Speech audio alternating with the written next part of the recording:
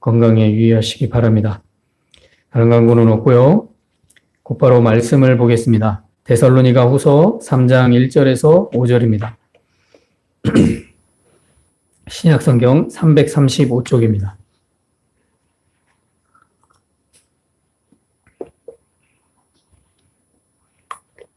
데살로니가 후서 3장 1절에서 5절입니다.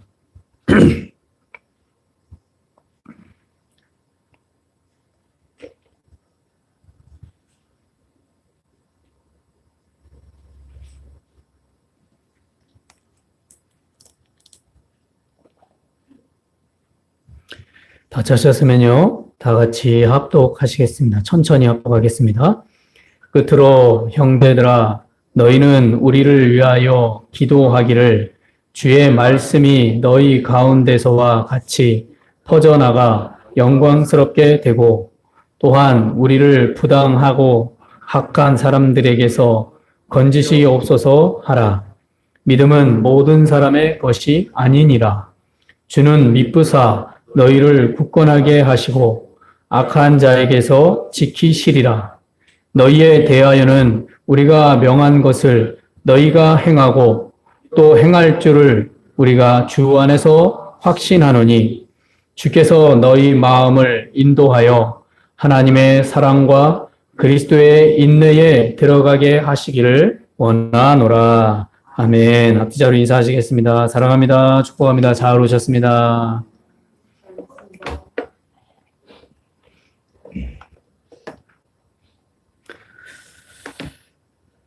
오늘은요, 무엇을 위해 기도할 것인가 라는 제목으로 오늘 말씀을 가지고 한번 생각해 보도록 하겠습니다.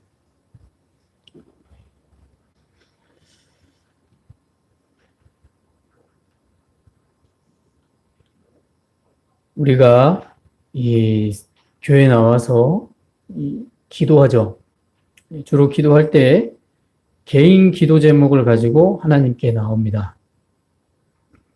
주일이 되면, 오늘같이 이렇게 주일이 되면 기도 제목을 가지고 하나님 앞에 나와 기도를 합니다. 자, 우리의 가정과 평안과 형통을 위해 기도하고, 또 자녀의 앞날과 건강을 위해 기도하고, 또 직장과 사업장의 안정과 형통을 위해 기도합니다.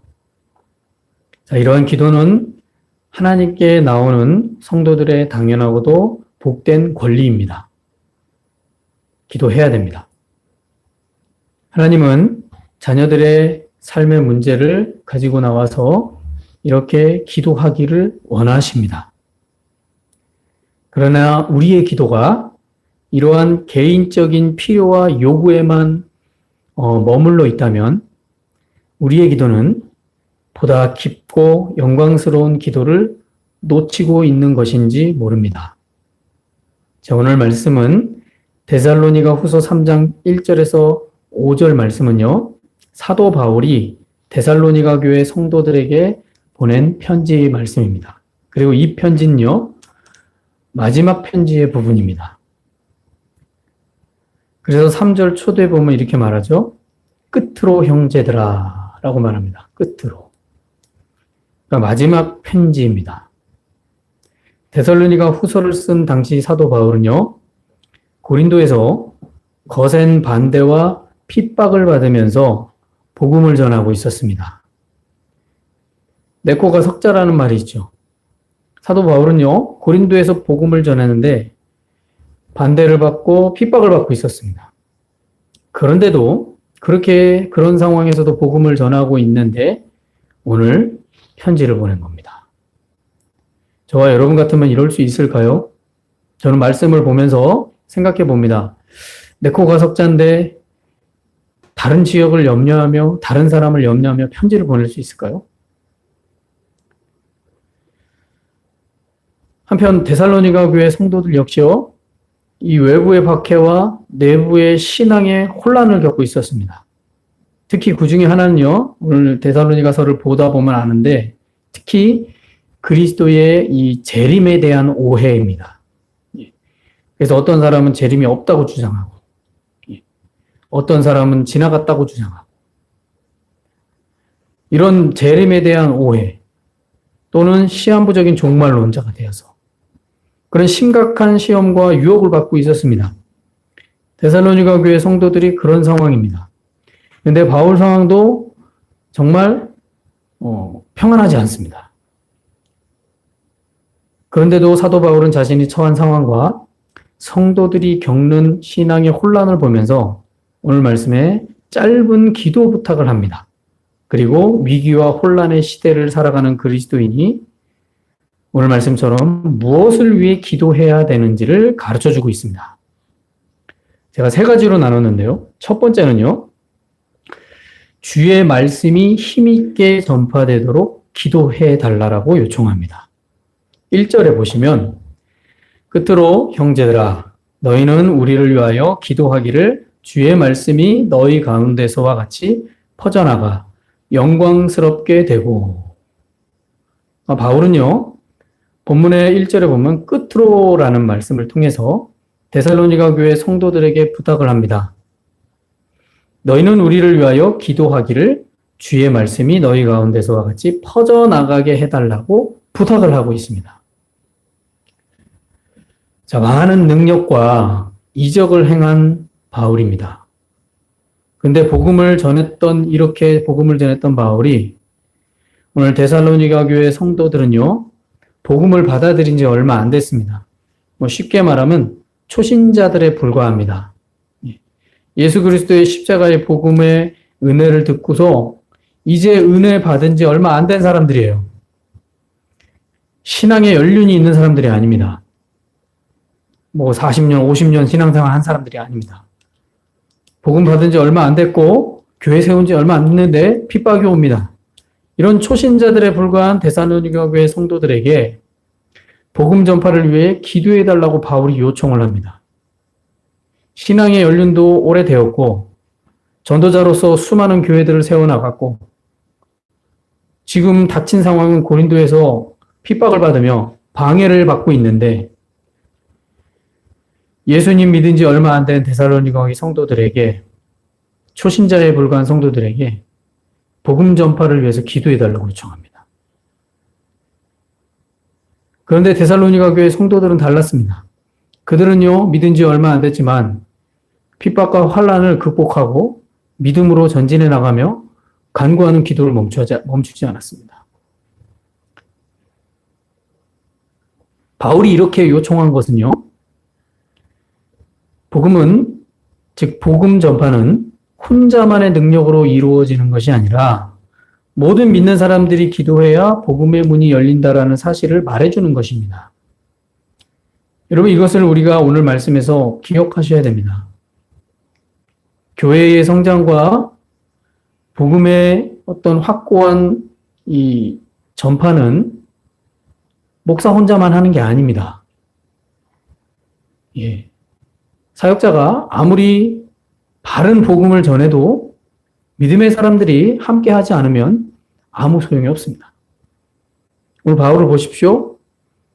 초신자에 불과한 데살로니가 교회 성도들에게 복음 전파를 위해서 기도해 달래요. 바울이 자존심이 없습니까? 바울이 능력이 없습니까? 전도자로서 화려한 경력이 있습니다.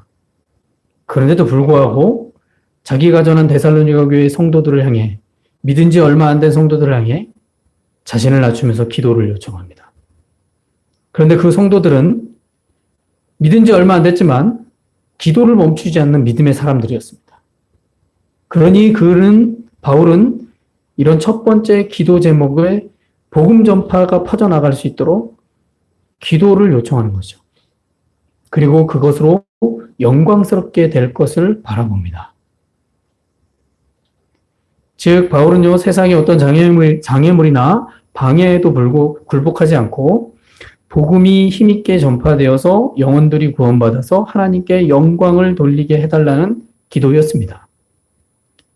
자, 이처럼 우리의 기도도요, 이런 장애물을 넘어서야 됩니다.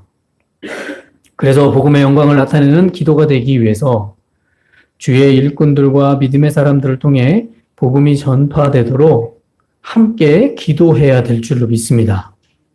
그런 기도가 이루어져야 됩니다. 만약 그러지 않는다면 아무리 혼자서 발버둥을 쳐도 안 됩니다. 그래서 바울은 고린도 교회를 세우기 위해서 데살로니가 교회 성도들에게 기도 요청을 하는 겁니다. 혼자 할 수 있는 게 아니기 때문에요. 두 번째는요, 악한 자들의 공격에서 건져주시기를 기도를 요청합니다. 2절에 보시면 또한 우리를 부당하고 악한 사람들에게서 건지시옵소서 하라. 믿음은 모든 사람의 것이 아니니라.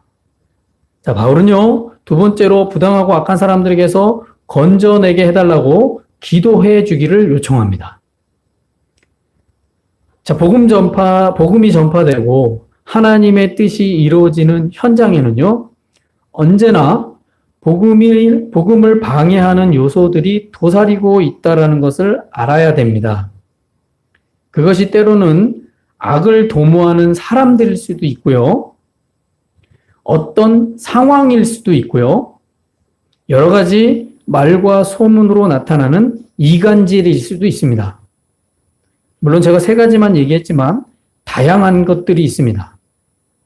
이러한 일을 통해 복음이 거부당하고 의도적으로 일꾼들과 믿는 성도들이 공격을 받습니다. 그리고 그런 일로 넘어뜨리려는 일들이 나타납니다.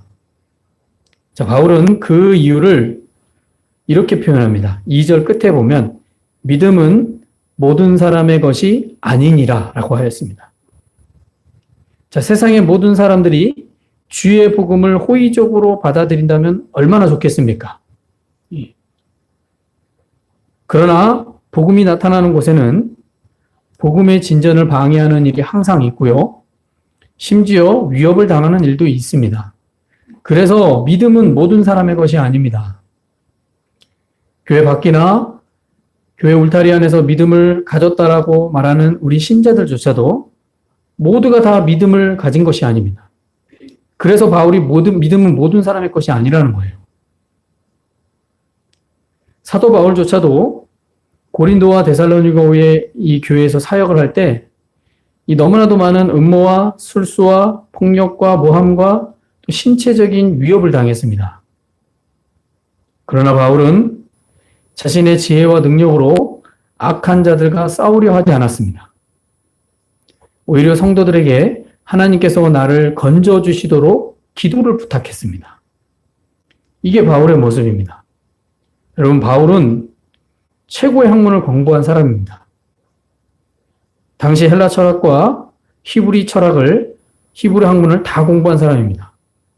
그러니 어디로 가든 누구하고 변론을 하든 말로 질 수 있는 사람이 아닙니다. 그의 행동은 어떻습니까? 그가 가는 곳마다 교회가 세워졌습니다. 그가 하는 일마다 능력이 나타났습니다. 심지어 그가 수건을 던지면 병이 나았습니다. 사람들은 그의 그림자만이라도 닿기를 원했습니다. 그 정도로 하나님이 사도 바울을 통해서 큰 역사와 기적을 나타냈습니다. 그런데도요, 바울은요, 복음을 전해서 데살로니가 교회를 세웠는데 그 교회에 믿은 지 얼마 안 된 그 성도들을 위해서 하나님께서 나를 건져주시도록 기도해달라고 요청합니다. 우리가 영적 거장을 생각해 보면 능력을 나타내고 뭔가 행위를 하고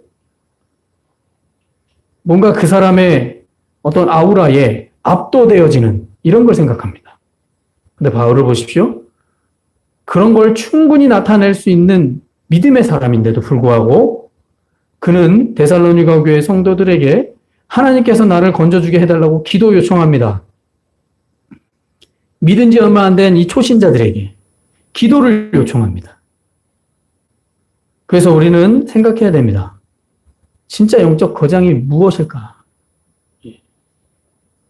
우리가 바울을 영적인 거장이다라고 부인할 사람이 있습니까? 아무도 부인 못할 겁니다.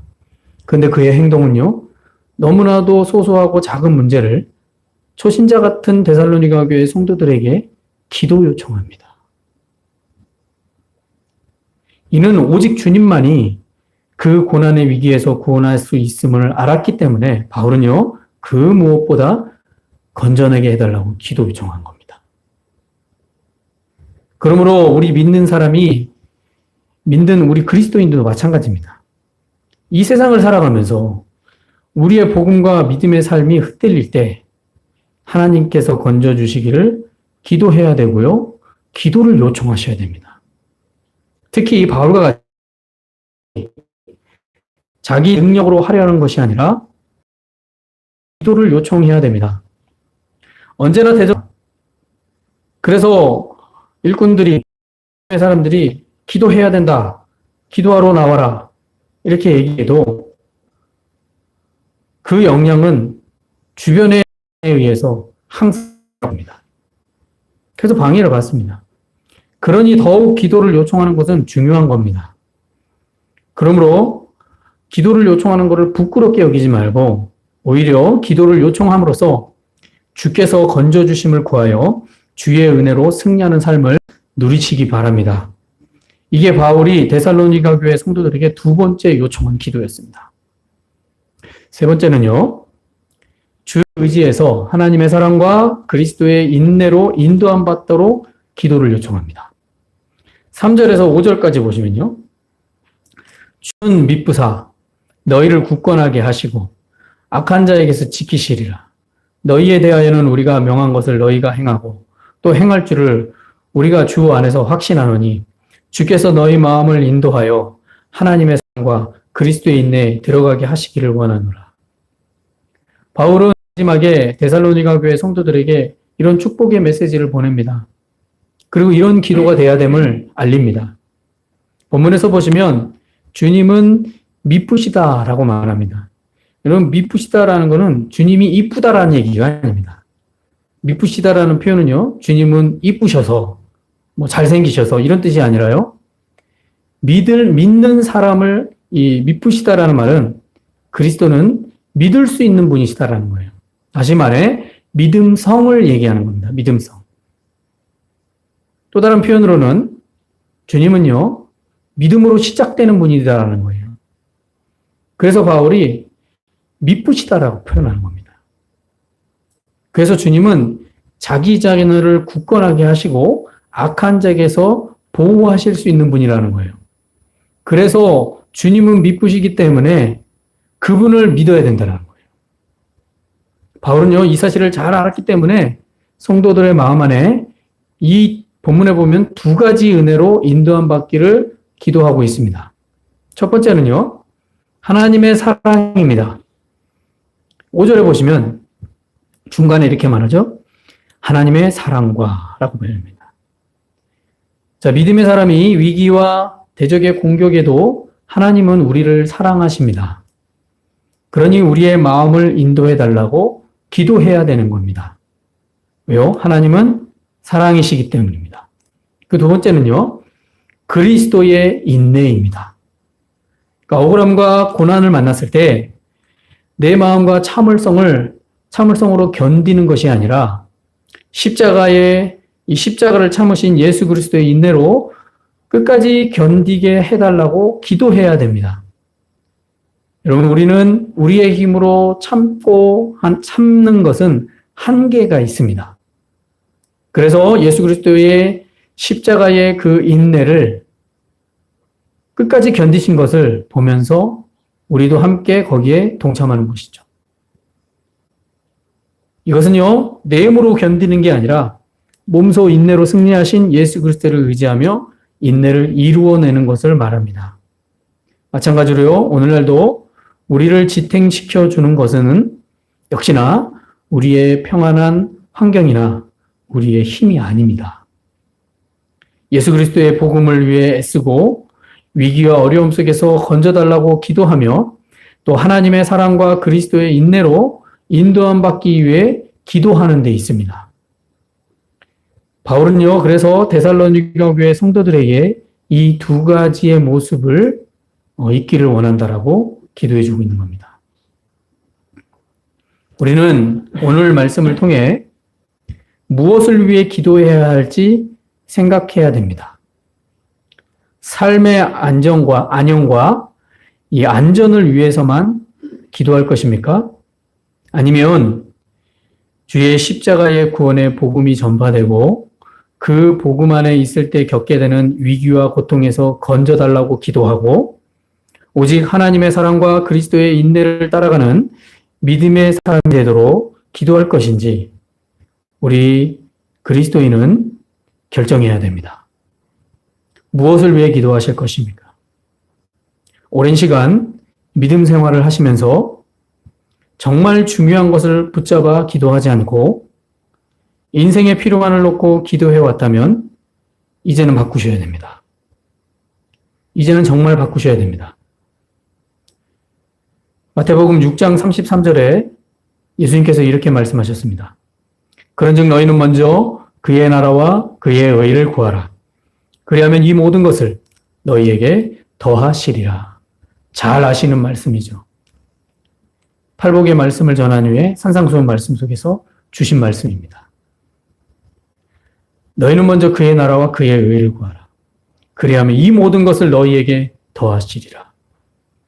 예수 그리스도의 십자가의 구원의 복음은 전하는 삶을 선택하고 그 복음으로 말미암아 살아가면서 겪는 모든 일을 놓고 주께서 건져주시고 보호해 주시기를 기도하며 아울러 하나님의 사랑과 그리스도의 인내를 따라가는 인생이 된다면 저와 여러분은요, 하나님께서 이 모든 것을 더하여 주실 겁니다.